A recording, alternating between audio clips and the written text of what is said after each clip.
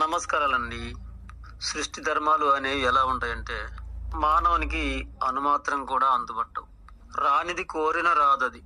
రానున్నది కోరకున్న తానే వచ్చున్. తామెంత తమకబడిన కానున్నది కాకపోదు. అంటే నీవు ఒక పళ్ళ చెట్టు కిందికి వెళ్ళావు. ఆ చెట్టుకు చాలా పళ్ళు ఏలాడుతూ కనిపించాయి. ఇక నీవు కోసుకుందామని చేయి పైకెత్తి అందుకోబోతున్నావు. అయితే వాటికి నీకు మధ్య, నీ చేతికి మధ్య ఒకటి జానెడు దూరం, ఒకటి బెత్తడి దూరం, ఒకటి 2 ఇంచులు, ఒకటి ఇంచు. నువ్వు ఎంత ఎగిరినా సరే ఇక నీ చేతికి దానికి గుడ్డ పొరంత తేడాతోనే చేతికి చిక్కకుండా పోతున్నాయి. అలా ఒక గంట సేపు పోరాడి ఇక నీవు నిరాశతో వెళ్ళిపోదామని 1-2 అడుగులు ముందుకేస్తావుగా. కానీ ఈలోపు చిట్టా చేవ కొమ్మల్లో ఎర్రగా పండిన కాయ ఒకటి టాపేలు మంటూ నీ కాళ్ళ ముందర పడింది.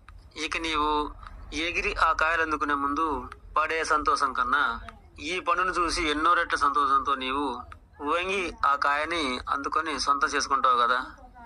అంటే ముందుగా నీ కళ్ళ ముందు వేలాడబడుతున్నా ఆ కాయల కోసం ఎంత ప్రయత్నం చేసినా రానిది కోరిన రాదది. నువ్వెంత కోరినా ఆశించినా ఒక కాయ కూడా నీకు దొరకలేదు కదా, నీకు రాలేదు కదా. ఇక రానున్నది కోరకున్న తానే వచ్చును. ఇక పై చిట్ట చివరిలో ఉన్న ఎర్ర పండు రాలి నీ ముందర పడ్డది అంటే అలా రానున్నది నువ్వు కోరకపోయినా తానే వచ్చును, వచ్చింది కూడా. కనుక తామెంత తమకబడినా కానున్నది కాకపోదు. నువ్వు ఆ కాయల కోసం ఎంతో ఎగిరావు, అదంతా కూడా కానున్నది కనుకనే జరిగింది. ఇక వాటిలో ఏవి కూడా నీకు చెందబోవు అని కూడా కానున్నదే కనుకనే అలా జరిగింది. అలాగే నీకు తెలియకుండా చిట్ట చివరిన ఏ ఆకుల మధ్యలో ఉందో ఆ ఎర్రటి పండు నీ కాళ్ళ ముందర పడాలని ఉంది.